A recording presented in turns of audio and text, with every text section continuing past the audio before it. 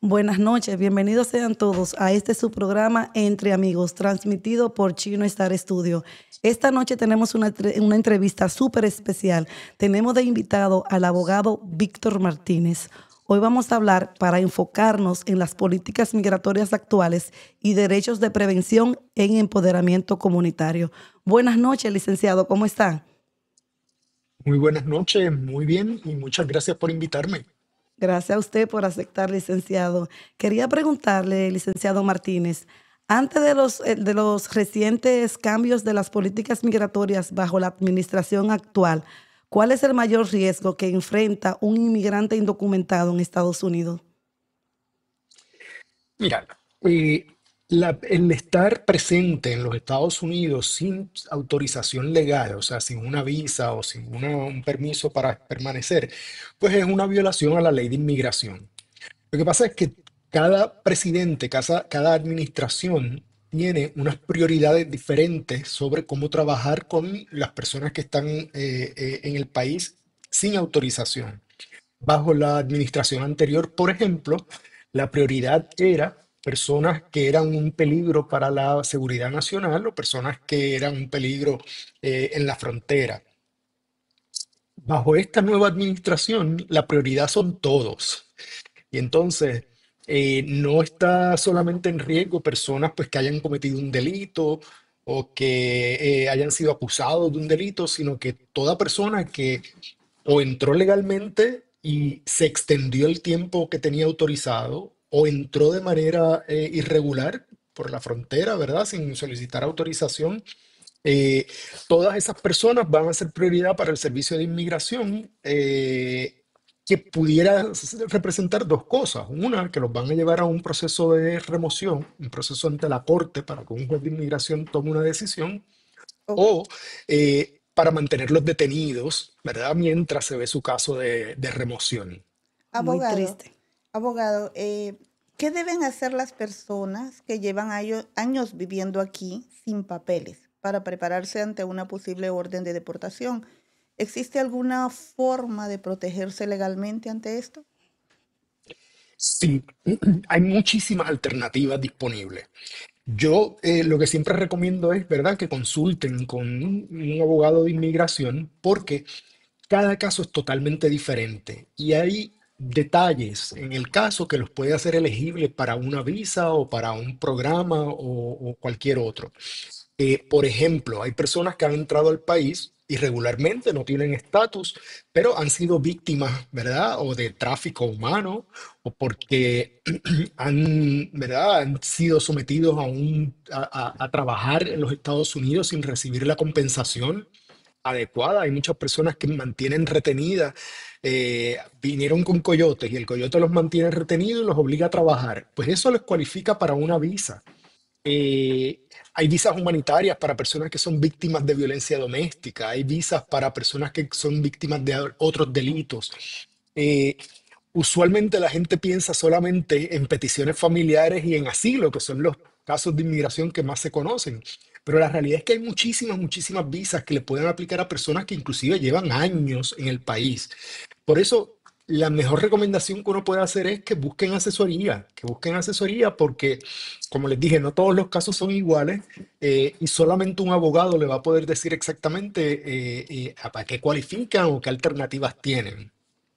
Licenciado, muchos inmigrantes desconocen sus derechos. En caso de ser detenidos, ¿cuáles son los pasos inmediatos que deben seguir si hay toca su puerta o lo detiene o uno está en el lugar equivocado y llegan ICE y le pregunta por la identificación o por el estatus migratorio? ¿Qué debemos hacer? Bueno, lo primero es que debemos recordar que todo el mundo tiene derecho a guardar silencio. Eso quiere decir ¿Bajo qué que si enmienda? te vienen a interrogar bajo la quinta enmienda de la Constitución, todo el mundo tiene derecho a guardar silencio. Quiere decir que si te vienen a interrogar, tú puedes respetuosamente decir, no voy a contestar ninguna pregunta, pueden comunicarse con mi abogado y darle la información de contacto de su abogado. ¿Y qué es lo que Perdón, y pasa? si no tenemos, Sí, y si no se tiene un abogado en ese momento, ¿qué debe hacer la persona? pues puede decir que va a guardar silencio y que quiere consultar con un abogado. Entonces le tienen que dar oportunidad para que consulte con un abogado de su preferencia. Aquí lo importante es que, mira, sobre todo nosotros los latinos, tratamos de ser muy formales, ¿verdad? Y entonces si viene un oficial a preguntarnos algo, pues queremos darle información voluntariamente. Eso no siempre es conveniente, porque eh, un ejemplo, un oficial de inmigración, un oficial de ICE llega a la casa de una persona, tocan en la puerta.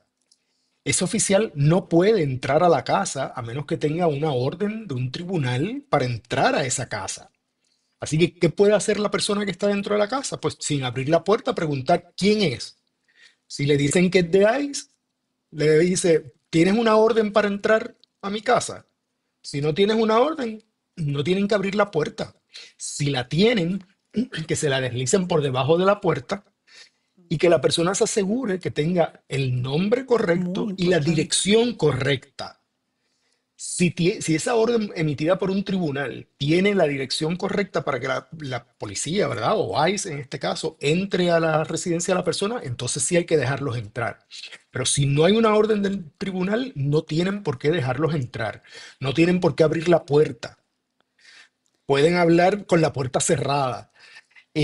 La recomendación es que, ¿verdad? Si están en un lugar donde llega inmigración y hay personas que tienen estatus y personas que no tienen estatus, eh, lo ideal es que la persona, cuando sea interrogada, no dé información voluntaria. Tienen derecho a guardar silencio y tienen derecho a consultar con su abogado. Aparte de eso, también, ¿verdad? Siempre uno recomienda que las personas tengan un plan. Porque si usted está en los Estados Unidos y no tiene autorización legal, pues usted está en riesgo. Y entonces, si tiene hijos menores, tenga un plan de quién va a ir a buscar a esos niños a la escuela en caso de que le detengan durante el día. Tenga un plan de quién se va a hacer cargo ¿verdad? Manejar los asuntos de salud y de educación de los menores. Deje una autorización por escrito para que la persona de su confianza pueda ir a buscar a estos niños a la escuela. O sea, hay muchísimas cosas que hay que tomar en consideración y desgraciadamente uno no debe esperar, ¿verdad?, a que ocurra el incidente, que estén detenidos para entonces actuar. Lo ideal es que se preparen, desarrollen un plan, identifiquen un abogado de inmigración de su confianza, asesórense y estén listos para, ¿verdad?, pelear su caso, como decimos nosotros, porque si tienen derecho a permanecer en los Estados Unidos, pues tendrán su día en corte y podremos demostrarle al juez o a la jueza de inmigración porque esa persona debe permanecer en los Estados Unidos. Todo esto es muy interesante, abogado.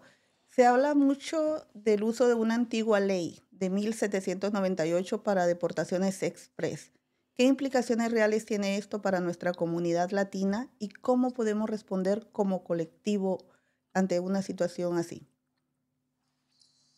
Mira, curiosamente, digo, antes que todo, recuerden que todas las iniciativas que está tomando la administración actual, muchas de ellas están siendo cuestionadas en las cortes. Por ejemplo, la ley que menciona sobre los extranjeros en tiempo de guerra, que es cuando se desarrolló realmente esa legislación, y acaba de ser resuelto un caso por el Tribunal Supremo de los Estados Unidos que dice que en efecto el presidente tiene derecho a reclamar bajo esa ley realizar algunas deportaciones. Ojo, que no le aplica a todas las personas, le aplica solamente a unas personas en específico. Pero dijo el tribunal que para poder hacerlo, le tienen que dar a ese inmigrante su debido proceso de ley. ¿Qué quiere decir eso? Que tienen que tener oportunidad de poder contestar las alegaciones en su contra. O sea, tienen que llevarlos a un tribunal, tienen que llevarlos a donde un juez que sea quien tome la decisión. Así que es una decisión, ¿verdad? Ayer la administración estaba celebrando la decisión. Es una decisión a medias porque les está diciendo no puedes hacer lo que estás haciendo. Lo puedes hacer si haces esto otro. O sea, si das la oportunidad del debido proceso de ley. ¿Hace sentido? Claro que sí, Claro. claro que sí. Sabemos que la desinformación puede ser muy, pero muy peligrosa. ¿Cuáles son las estafas Ujú. más legales o comunes que enfrenta un inmigrante cuando no tiene la debida información de qué debe hacer o cuál es su situación? Mira, el riesgo mayor es de asesorarse con personas que no son abogados autorizados a practicar el derecho de inmigración. Hay muchas personas que pueden ser notarios o tener alguna otra profesión y se encargan de llenar algunas solicitudes para el servicio de inmigración. El hecho de que esa persona llene solicitudes de asilo, por ejemplo, no quiere decir que tiene la preparación legal para asesorar a una persona de qué otras alternativas tiene disponible. Así que la recomendación siempre es que si van a buscar asesoría, que busquen asesoría con un abogado que esté autorizado a practicar derecho y sobre todo que tenga experiencia manejando casos de inmigración, porque la ley de inmigración es una ley muy específica, que tiene muchos, muchos detalles y solamente un abogado que se dedica a practicar inmigración va a poder orientar correctamente a una persona. Muy importante. Hace un momento, abogado, usted dijo que existían diferentes maneras para poder legalizar. Estuvo mencionando sobre el asilo político y sobre las peticiones. Pero la pregunta siguiente va encaminada a conocer un poco más. ¿Existen caminos legales viables hoy para personas que desean regularizar su estatus, aún bajo estas nuevas restricciones? ¿Y qué opciones se pueden Sí, considerar? esa es una excelente pregunta porque mucha gente está preocupada, ¿verdad? Como la administración está siendo tan agresiva en implementar estas medidas, pues hay personas que entienden que no tienen ninguna alternativa. Por ejemplo, las personas que entraron a los Estados Unidos con el parol de la administración Biden, que fue un parol especial para 4 países, por ejemplo, Venezuela, Cuba, Nicaragua, estas personas eliminaron ese programa, o sea, la administración eliminó ese programa y recibieron una carta diciéndoles que su estadía legal en los Estados Unidos terminaba a cierta fecha. Y esas personas, pues, ¿verdad? Reciben una carta como esa y entonces les cambia toda la vida porque tenían permiso para estar en el país por 2 años y ahora de pronto se los están quitando en menos de 30 días. El hecho de que ese programa expire no quiere decir que esas personas no cualifican para otros beneficios migratorios. Así que si la persona, por ejemplo, tiene temor de regresar a su país de origen, pues la persona tiene derecho a radicar una solicitud de asilo. Hay muchas, muchas dudas porque se ha informado que la administración está limitando la alternativa de solicitar asilo. Ojo, eso es solamente en la frontera con México. Las personas que están llegando a la frontera de México, en efecto, les están poniendo una restricción de que no pueden solicitar el asilo ahí en ese momento. Pero si la persona está dentro de los Estados Unidos, ya sea porque entró anteriormente de manera irregular o porque entró con una autorización, como este parol que estábamos hablando, y de pronto expira, esas personas tienen derecho a radicar asilo si tienen temor de regresar a su país.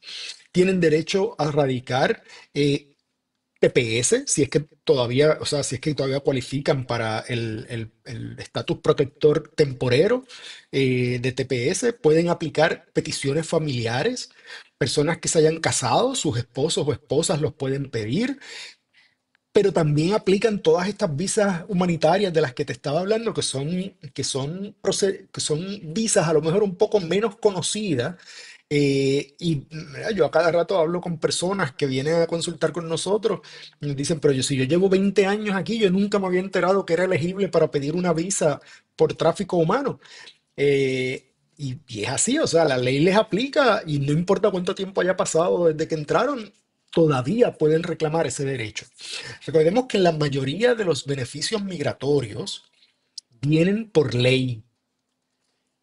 Quiere decir que no pueden ser cambiados o alterados a menos que haya una nueva ley del Congreso cambiando esas condiciones. Así que, por ejemplo, me han preguntado las visas T, las visas U, el programa de VAWA, que es para personas víctimas de violencia doméstica, todas esas visas están dadas por ley. Así que si queremos hacer algún cambio en esas visas, tendrían que aprobar una nueva legislación.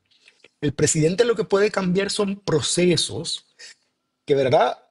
En mi opinión, dificultan un poco el obtener algunos beneficios, porque es una administración que obviamente quiere poner trabas a la inmigración, no solamente a la inmigración ilegal, sino a la inmigración legal, porque todas estas personas entraron legalmente y de pronto les están quitando el programa en el que estaban participando.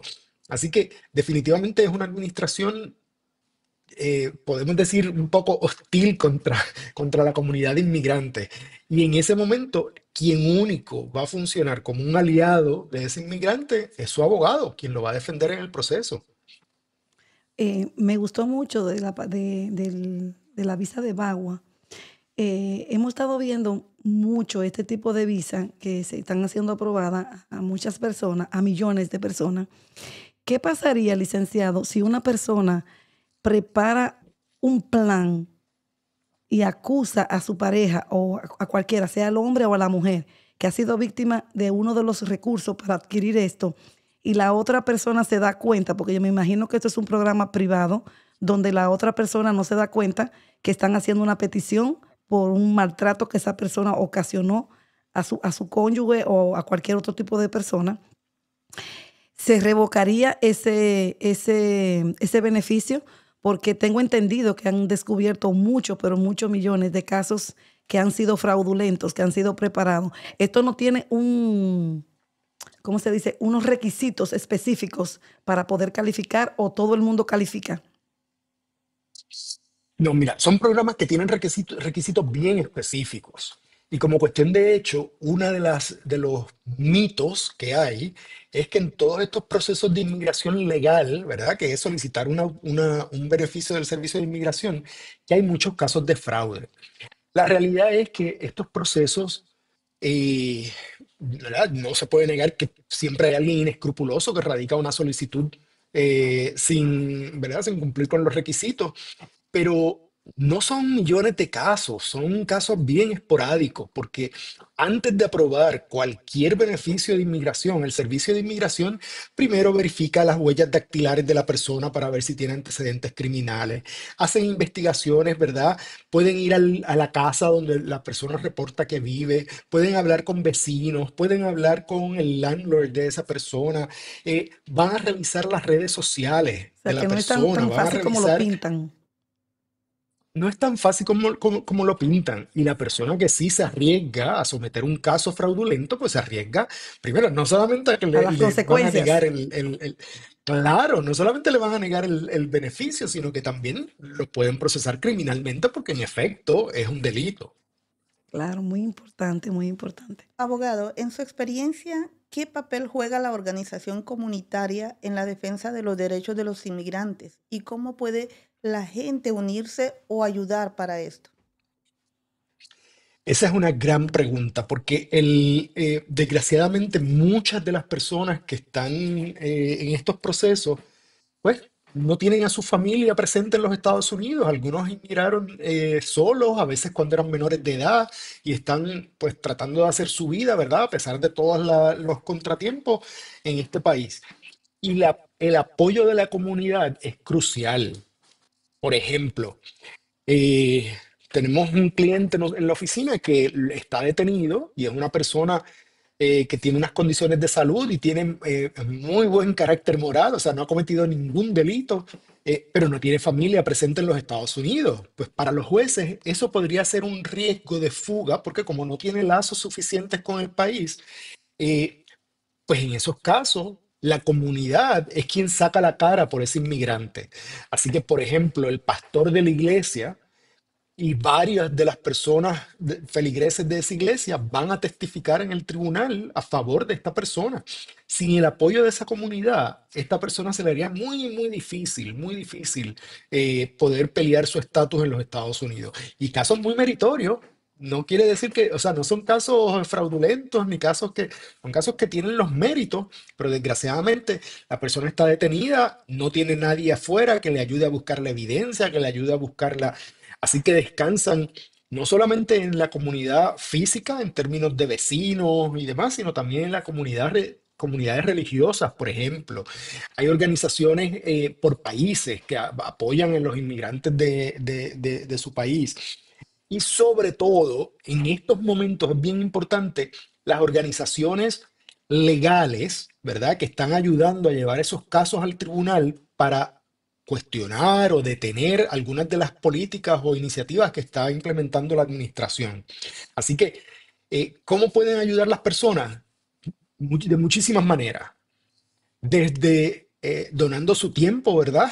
Para ir a testificar a favor de una persona que conocen, hasta aportar dinero a estas organizaciones legales que están llevando los casos para poder detener estas iniciativas. Hay muchísimas organizaciones que están trabajando con esto, así que la invitación es a todo el que, ¿verdad?, se sienta motivado con esta temática, que Identificado. haga un acercamiento identificado, correcto, que hagan un acercamiento porque de verdad que la necesidad existe. Usted estuvo hablando, licenciado, ahorita de tener un plan.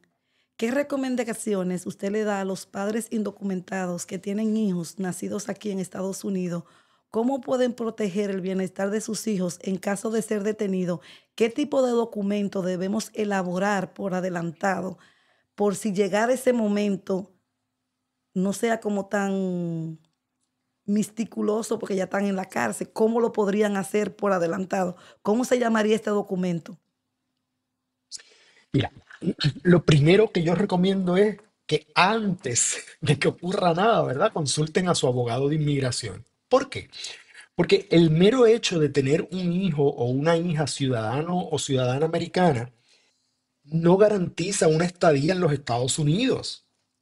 Entonces, hay que buscar esa persona que tiene este hijo o hija menor de edad, ¿qué alternativas tiene para permanecer en el país? Puede ser que las tenga. Por ejemplo, personas que llevan más de 10 años en los Estados Unidos y tienen hijos menores que pueden sufrir un daño en caso de que la persona sea removida, pues tienen derecho a solicitar lo que se conoce como una cancelación de la remoción. En la calle se conoce como la ley de 10 años, porque en efecto se requiere que la persona lleve más de 10 años en el país. Y- pero esos son beneficios defensivos. ¿Qué quiere decir? Ya, ya me detuvieron, ya estoy en la corte, estoy en proceso de deportación, esta es mi defensa. No queremos llegar a usar esas alternativas, queremos usar las alternativas que son proactivas, ¿verdad? Donde yo estoy en el país sin una autorización y voy voluntariamente a solicitar un beneficio de inmigración. ¿Por qué? Porque si espero a estar en la corte, puede ser que, como dijiste, que esté detenido y entonces se me hace bien difícil recopilar la evidencia que voy a necesitar para defender mi caso. Todos estos casos requieren evidencia, así que van a requerir o tener testigos que vayan al tribunal a testificar o evidencia documental, o sea, documentos, fotografías, dependiendo de lo que uno quiere demostrar en la corte. Así que lo mejor que pueden hacer es prepararse de antemano. Segundo, en el caso de personas que tienen menores de edad, que tienen hijos o hijas menores de edad, es bien importante tener el plan y una red de apoyo, ¿verdad? Yo tengo clientes y clientas que tienen arreglos con vecinos, porque el vecino es la persona más cerca que uno tiene, y entonces Claro. en ausencia de personas, en ausencia de familiares, pues entonces descansan en amistades y vecinos para este tipo de cosas. Pues Es, le tienen autorizaciones por escrito para que, mira, si mi hijo tiene una necesidad médica, esta persona está autorizado a llevarlo a recibir tratamiento médico. claro, O si mi eso de la hijo, red de apoyo, abogado, eso es crucial. Hay que tenerlo listo, preparado.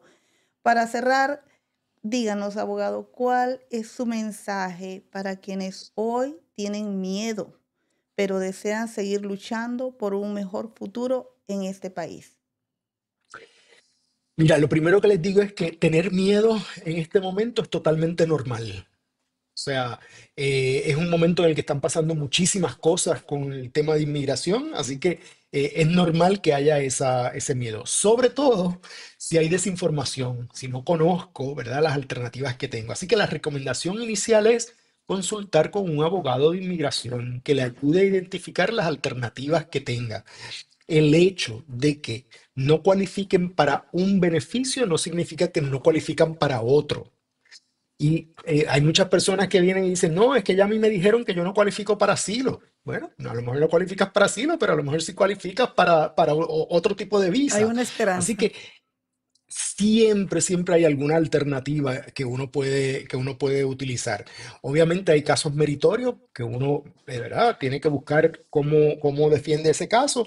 Eh, las personas que no tienen ninguna alternativa usualmente son personas pues que han cometido delitos graves, personas que han cometido infracciones muy serias, pues esas personas se les va a hacer un proceso mucho más difícil.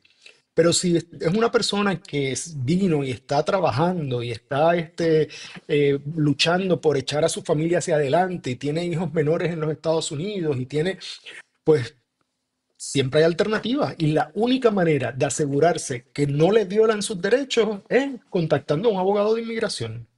¿Y cómo la audiencia puede contactar el bufete de abogados de ustedes? ¿Cómo se llama el bufete de abogados para que la gente sepa dónde están ubicados y cuáles son los teléfonos? Pues nosotros, nuestra firma se llama Serving Immigrants. Tenemos oficinas en Miami, en Orlando, en Clewiston, Florida y en San Juan, Puerto Rico. Nuestro teléfono es el 305-924-1133. Se pueden comunicar a ese número en cualquier momento o buscarnos en las redes sociales. Nosotros publicamos también muchos videos informativos cada vez que sale una Yo noticia soy seguidora de nueva. ustedes. Pues qué bueno, me alegro muchísimo. Los hacemos con mucho, ¿verdad? Ímpetu, porque sabemos que cada vez que sale una noticia de esa, muchas personas empiezan a opinar, a veces sin saber, y nosotros pues queremos llevar la información que nosotros entendemos correcta, ¿verdad? Analizando cada una de esas nuevas noticias que están saliendo. Abogado, cuando las personas se contactan con ustedes, no importa en qué parte de los 50 estados estemos, para que ustedes agarren nuestro caso. No importa en qué parte de los Estados Unidos estén, en los casos de inmigración, los abogados que se dedican a inmigración pueden atender casos en cualquiera de los 50 estados, inc- e inclusive incluyendo Puerto Rico. Quiere decir que utilizando herramientas como video, por ejemplo, después de la pandemia, todos nos acostumbramos a hacer reuniones por videoconferencia, pues los tribunales igual se han actualizado. Y entonces yo antes de entrar a esta entrevista contigo, acabo de atender una corte con un juez en Nuevo México. Así que la distancia no es un obstáculo para este tipo de casos.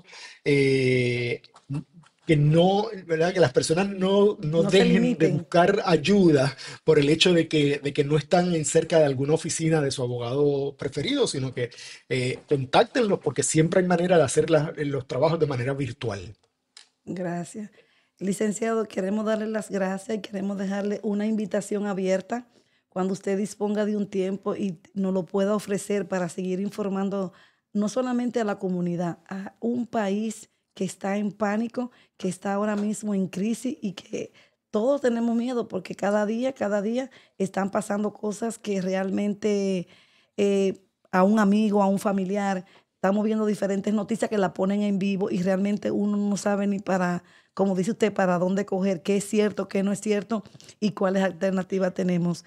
Queremos agradecerle de sobremanera, nos sentimos engalanados, de verdad que sí, altamente honrado con que usted haya aceptado esta invitación y realmente fue un privilegio para nosotros tener esta información de una persona que tiene las licencias, los permisos y el conocimiento para hablarnos de inmigración.